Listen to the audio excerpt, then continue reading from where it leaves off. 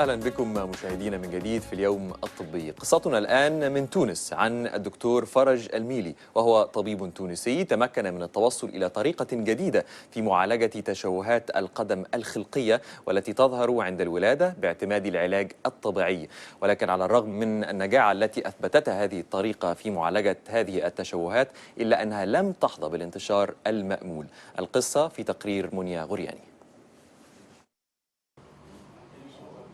لم يكتب للرضيعة أمينة أن تأتي إلى الحياة معافاة سليمة. أمينة ولدت بتشوه خلقي في قدميها اكتشفته والدتها منذ فترة الحمل، ما دفعها للتفكير في إجهاضها حتى تجنبها المعاناة والألم.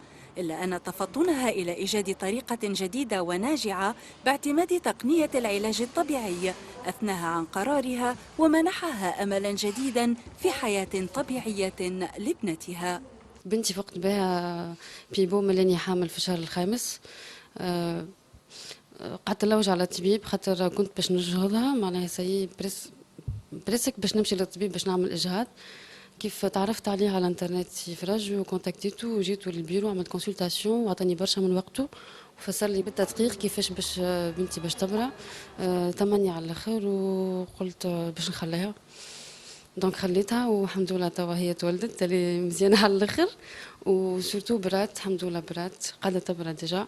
تمثل طريقة العلاج الجديدة للأقدام المعقوفة أو الملتوية التي اكتشفها الطبيب التونسي فرج الميلي بحسب الكثيرين ثورة علمية في معالجة هذا النوع من التشوهات بالنظر لنتائجها السريعة والفعالة مقارنة بالطرق المعمول بها حاليا والتي تركز أساسا على عمليات الجبر والجراحة. فما طريقة معينة في تثبيت الساق في وضعية معينة بحيث وقت اللي الصغير يبدأ يتحرك هو يبدأ يصلح في ساقه ويصلح في التشوه الخلقي اللي عنده. الوركو بالطرق القديمة كان فما أولا صغير أول نهار يعني جبس ثم نحي جبس حط جبس وبرشا مرات هذه 6-7 مرات وكذا، بعد كي عمليات جراحية وعمليات كبيرة معناها برشا وتخلي مخلفات وكذا. بعد العمليات فما جبس وبعد على الجبس فما آلة أخرى يقعد بها جيعان صغير يعني ما يتحركش بحرية. فما الأوجاع أنا كي جيت لهنا كان البكي والدموع ولا صار فيه ما صار في حد خاطر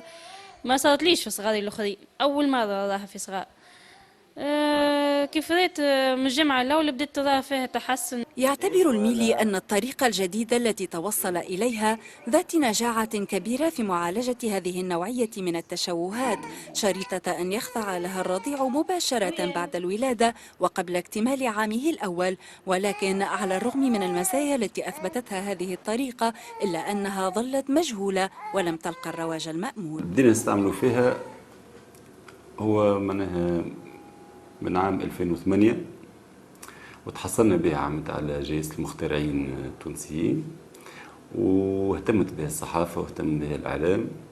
لكن فما منظومة في الجمهورية التونسية اللي هي تمنع الطرق هذوما باش تتطور على أساس كوني ما عندهاش مردودية معناها مردودية مادية كبيرة بالنسبة للجراحين. تطرح طريقة الميلي في علاج القدم المعقوفة تقنية جديدة تساعد الرضع على التخلص من التشوهات دون ألم ودون إعاقة نموهم الحركي، ما يجعل منها حلا مميزا لتجاوز هذه التعقيدات العضوية.